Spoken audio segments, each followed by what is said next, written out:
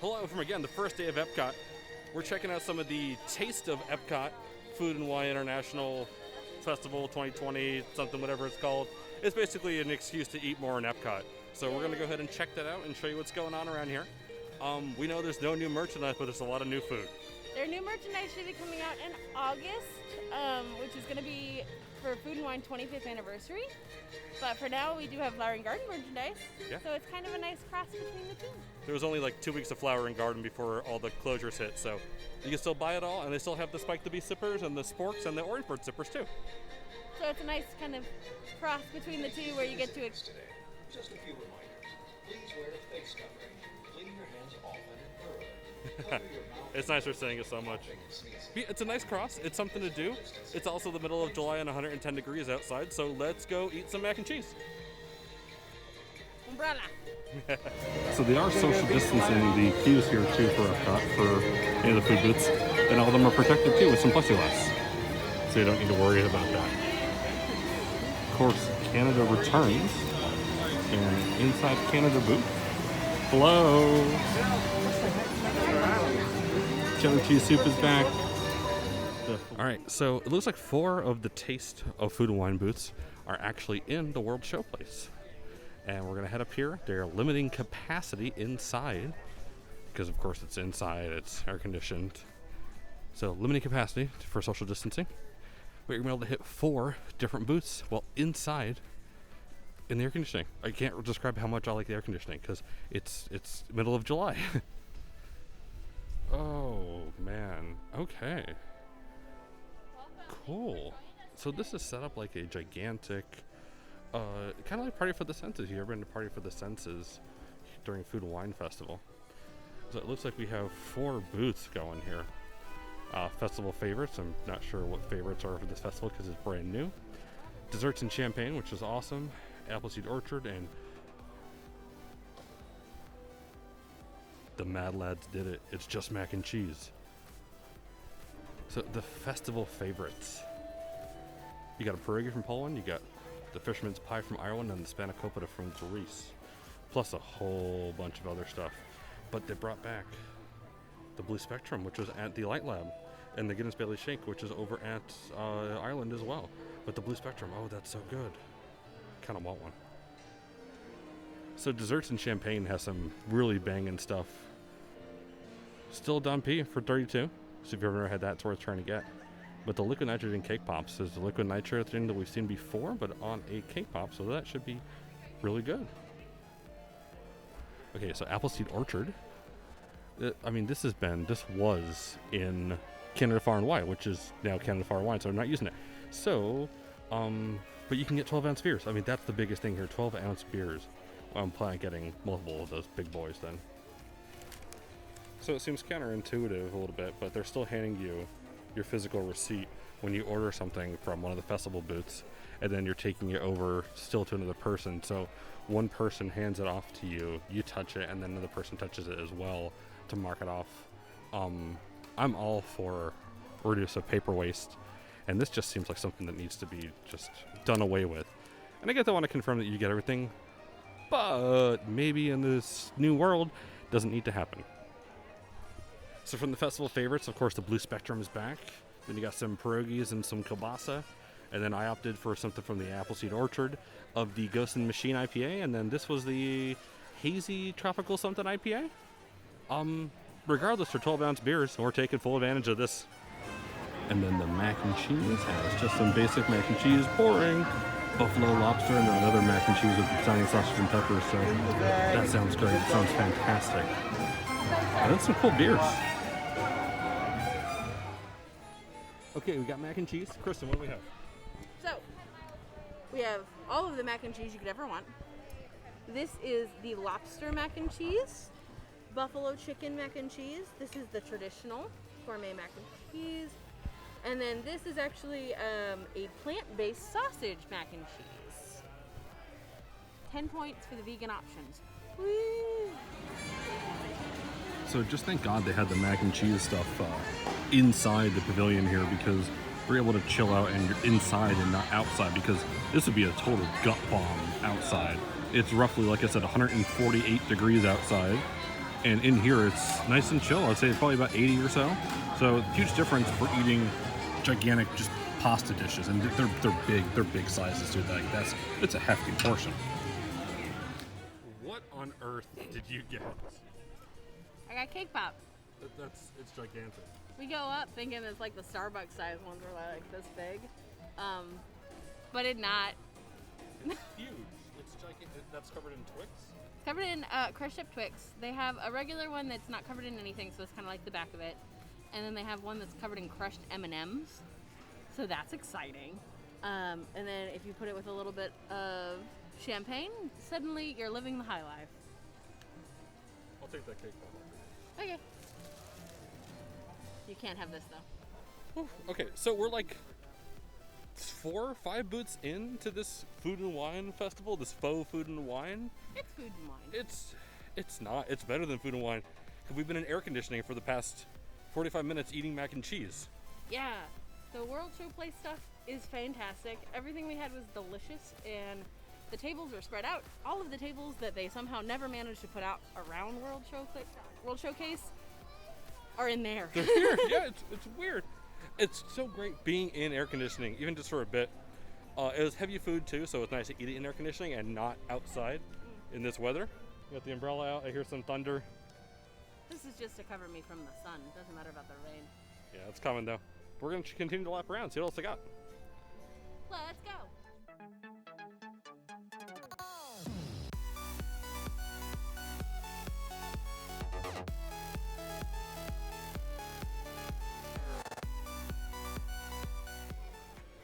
Alright, so as for France, I don't think anything really too new here. You got some escargot and some framboise and a slushy, but nothing really too interesting for us. And as for Brazil, it's literally the Brazil favorites. It's the cheese bread, it's the pork belly, and the drink, and that's it. So a very modified menu for Brazil. I'm happy it's playing all the time. Physical distancing. Okay. Thank you. Boring, boring, boring. Yawn. So here's Japan for the food and wine. The frate ramen we've seen before. And same thing with the flower pot. A little different presentation this time. And again, the 12-ounce beers are back. So that's not too bad. I think we're going to skip, though, because we got funnel cake up next. It is 100% happening. Just read that out loud with me. That is a street corn funnel cake with roasted corn, something cheese, cilantro, and cumin. It's basically like Mexican street corn, but it's a funnel cake. And it's happening.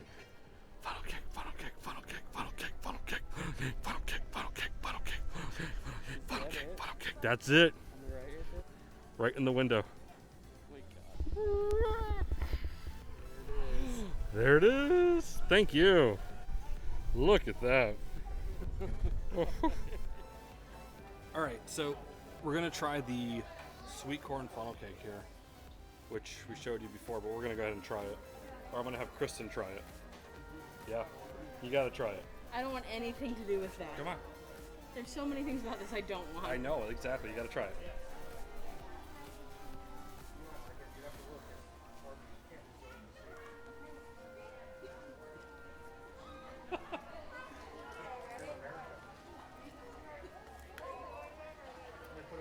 So here's the thing, guys.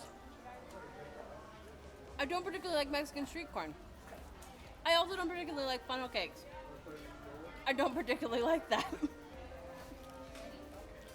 It's good.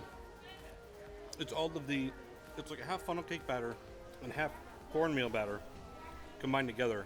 And then it's topped like a Mexican street corn. So it has the tahine, it has the corn on it, of course for street corn, some of the crema fresca, some cheese. So it tastes like Mexican street corn. It's interesting. I don't know what more to say about it. It's good. Is it worth $9? Probably not. But you probably spent $9 worse ways at Epcot. I know I have. The food and wine booth.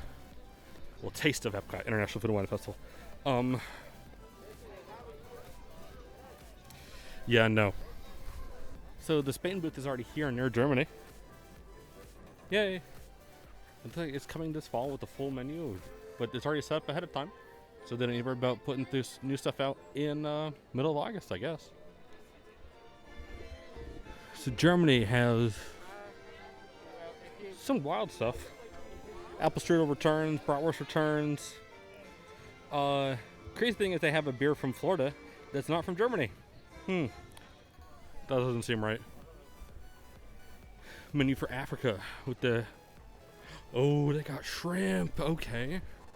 Yeah, we're getting some shrimp. Buying Powerade at the booths now. You can see Powerade there. And then you're still grabbing your own water and everything else too. Ooh, baby. Oh, and then these new dispensers too. So they're a little bit hard of a pull, but you're gonna take it and just rock it out. This is that new Peri-Peri Shrimp. There's 5 shrimp on a nice skewer. They look heavily seasoned and definitely messy. So checking out these little Peri-Peri Shrimp over in the Africa. They will focus, it won't focus. But they're brand new for this little fake food and wine festival. And you get 5 shrimp on the skewer, you get a little bit of couscous, and they're really tasty, they're really flavorful. They're a bit salty, but in terms of actual spice level, some of the items in the past at Africa have been way too spicy.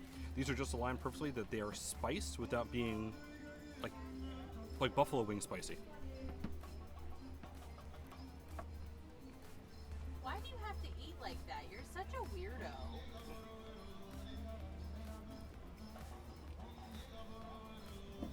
Kristen doesn't want one, so she can't talk.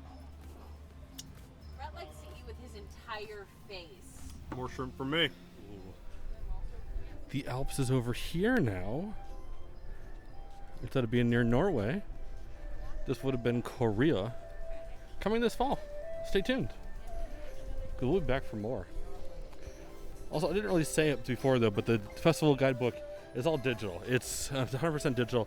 It's right through My Disney Experience. You can find all the menus, so you don't need to worry about carrying around a physical thing with you all day long. It's really great, and everything is pushing towards the smartphone, so that's awesome for itself.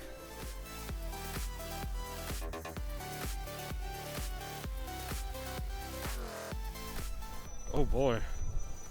Looks like China has some mixed drinks. Of course, there's no menu up here. So, we're gonna see what's up here with the menu for China. China. Oh, it looks so small. Wussy menu. That's fine. I see dumplings. I see a bao bun. Got some draft beer, and they got 2 mixed drinks. And yeah. So I get it's a taste of food and wine festival, but some of these these menus really feel just like literally a taste. Like it's 2 items and 2 drinks, when typical regular food and wine or flower and garden would be 3 or 4 items of each. And I get they just reopened, but this isn't the time to come for a food and wine festival overall. This is the time to come, and there's just extra booths out for food because not all the restaurants are open. So Nine Dragons is closed, Lotus Blossom is closed. This is just extra booths for you to get food at. This is not your food and wine, let's get drunk around the world showcase trip. This just isn't time for it. So don't plan on doing that. Looks like we got another booth coming this fall that's alongside the playground path behind the old mouse gear. I'm not sure what it's going to be. There's absolutely no signage on it, but it'd be cool. It'll look like a nice space that's actually designed for a booth. So it's about to storm, so that wraps it up here for us with the Taste of Food and Wine Festival at Epcot. Like we said, it's just a taste though. This isn't a full festival. This is not worth you booking a vacation for. But if you're here, there's some good things. And I think that's generally Disney's thing overall right now. You really don't want to travel a great deal if you're local, and there are a ton of local people that will be here that are adhering by these rules that are in place and all of that stuff, and that's great. But this is not the time to travel. It's a wonderfully modified version, so you get to see a lot of the things that you love. If you've been to a food and wine festival, they're celebrating 25 years this year, so they're having a lot of those aspects, but it is very pared down. And there's a lot of booths that say coming fall. So that leads us to believe that they are planning more towards the fall. But for just opening up, there's a lot of the restaurants around World Showcase that are closed. So this is much more of not a festival, but we need to give you more food options type deal. Well, and it's just a nice grab and go. It's a great way to use the booth that they have. And it's naturally social distanced. Yeah, it's been great. It's been the only challenge that we've had so far, and I think the only challenge that I would foresee Epcot having is when you're going around some of the curves. So, for example, around Canada, Mexico, France, or the Outpost, it bottlenecks, and it always has, always will. That's just the way it's built. And you would see bigger crowds right there. Still no one within close proximity to each other in any way, shape, or form, but enough that that's where I was like, oh, there are actually people here, as opposed to when you're walking in front of like the Italy pavilion out on World Showcase. There was no one. It was just us. We had the entire walkway to ourselves, kind of like right now. Which is cool. But as you can tell with the audio, it's getting a bit windy because this is a storm coming above us. So we're gonna get out of here. We did the full lap around World Showcase. We got a lot of stuff. All the merchandise available is Flower and Garden, so if you didn't have a chance to grab that during the 10 days it was available in March, don't worry, it's still here. Yep, it's here, and they said that they're going to get more food and wine merch, hopefully celebrating the 25th anniversary later in August. So Yeah. about when we were anticipating food and wine to start anyways, so that works out great. So, with that about wraps it up from here. Thanks for watching. Bye-bye.